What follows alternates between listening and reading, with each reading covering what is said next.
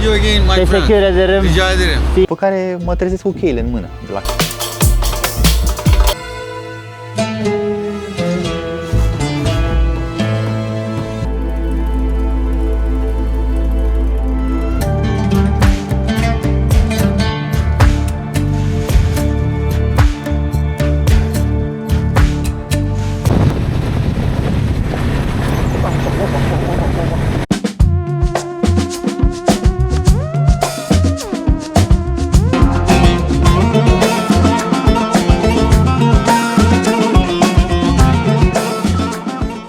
Bună dimineața, oameni buni! Sunt în Alania, am ajuns aseară și planul era să campez undeva pe un deal care e așa un mini munte, chiar lângă oraș. Dar toate drumurile erau blocate către locurile unde se putea campa. Ce să fac? Hai să o iau prin sat, așa, că e și un sătuc aici, ca să găsesc ori un loc de campat, ori o pensiune, cumva să dorm, că eram iarăși după 350 de kilometri. Și ieri a fost o zi foarte lungă și m-am oprit. Prima dată era o fermă de porci, unde am zis, bă, cu porcii totuși, parcă fermă de porci în Turcia. Nu cred că era fermă de porci, n-are sens. Era o fermă de niște animale care miroseau urât.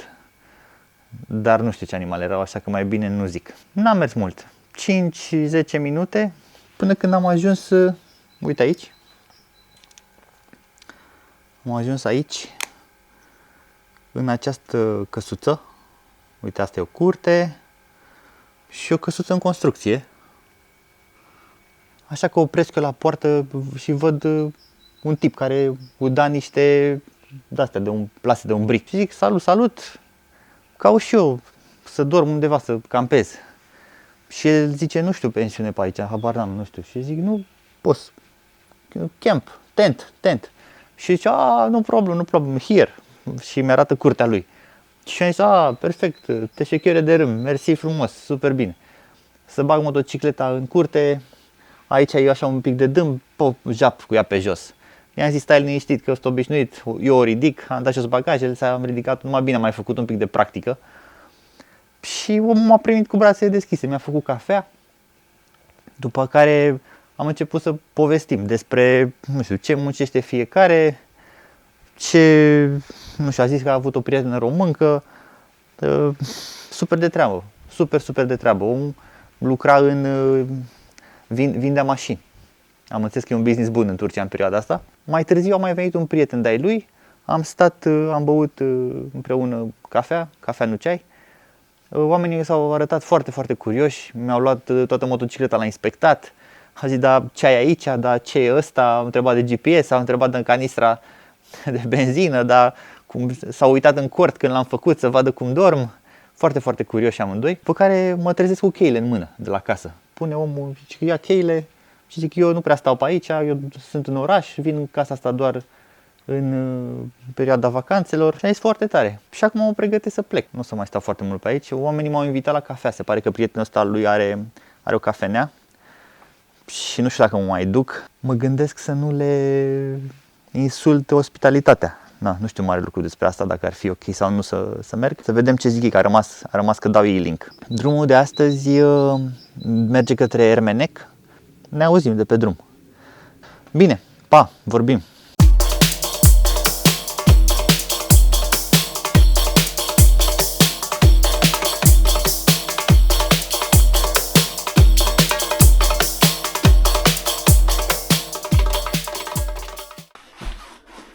Ok, mă pregătesc să plec. Sper că n-am uitat nimic pe aici. Dacă am uitat, asta e, știm foarte bine unde găsim la întoarcere. Mai începe și ploaia. Asta stă, se deschid poarta. Deschid poarta să anghe să nu cadă.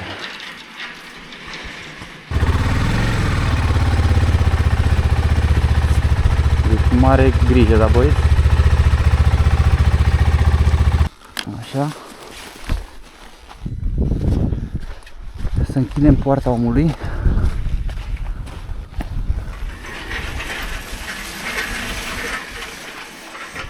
Căpăcelul ăsta săracul nu stă bine aici.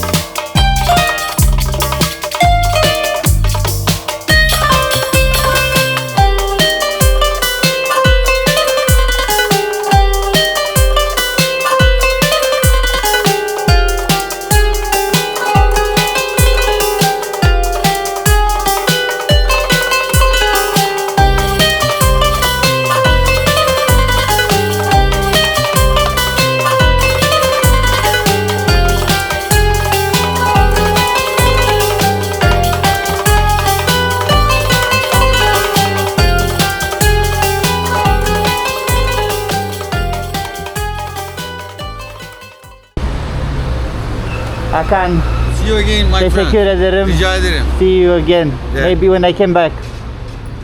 You have my number. Yes, I have your number. Okay. Thank you. Goodbye. You go this way. This way. Okay.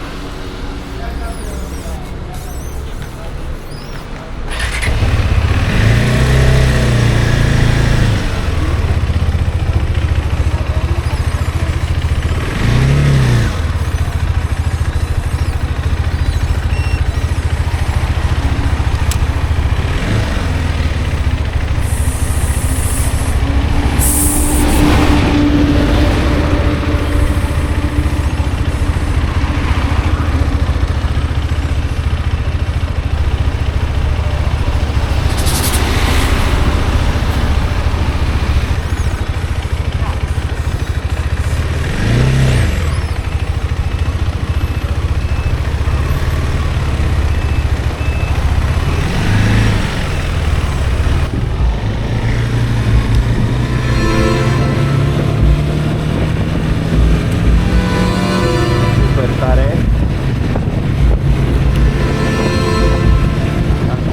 La treabă.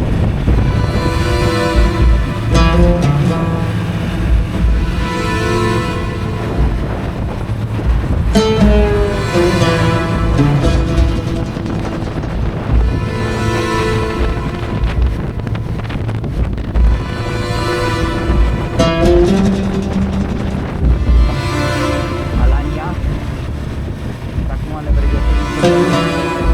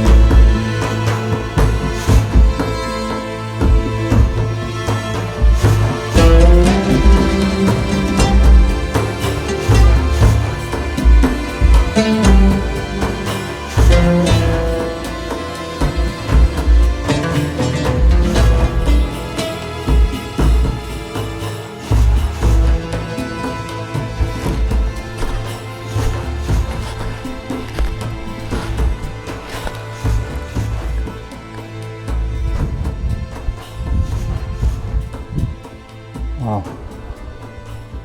Încă vreo 20 de km de așa ceva. Foarte tare. Pietrele alea oare stau bine acolo? Doar mă întreb și eu.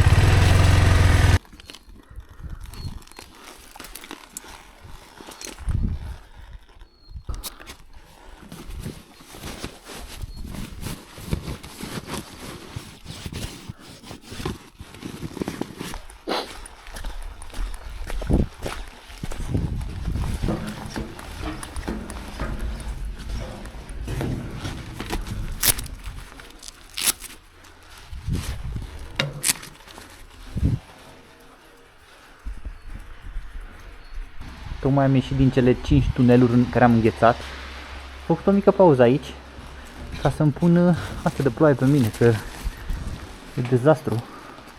Dacă mă prinde ploaia, varză mă face.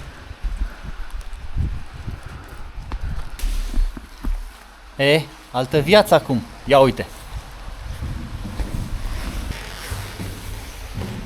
Altă viață, nene.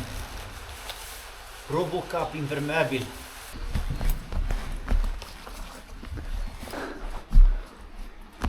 Să vedem cum rezolvăm cu vizibilitatea acum.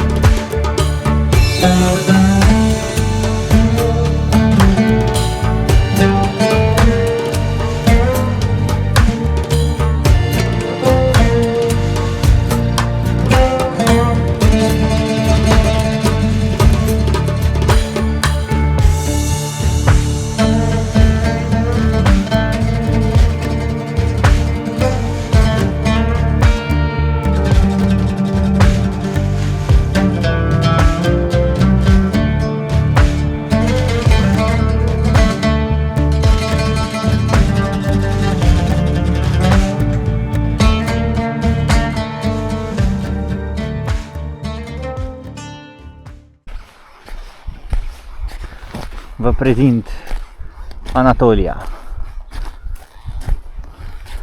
și niște stupi cu albine. Și uite aici să-ți faci casă,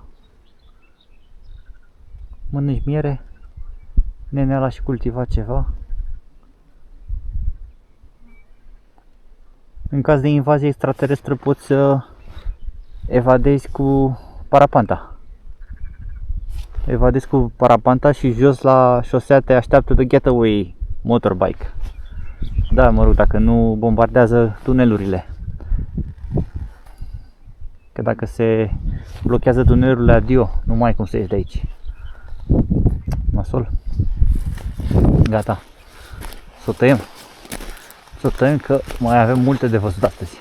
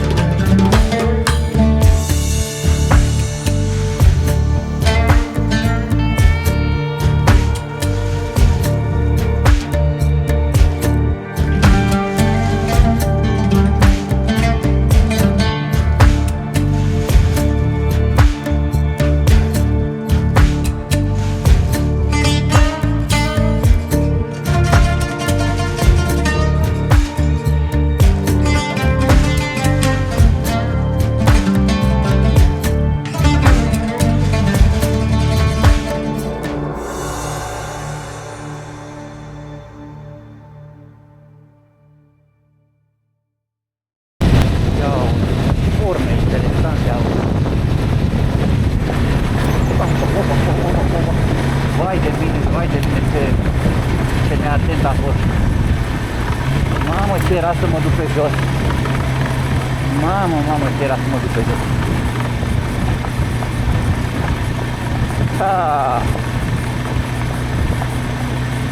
Ce e tristul ăsta, frățioare.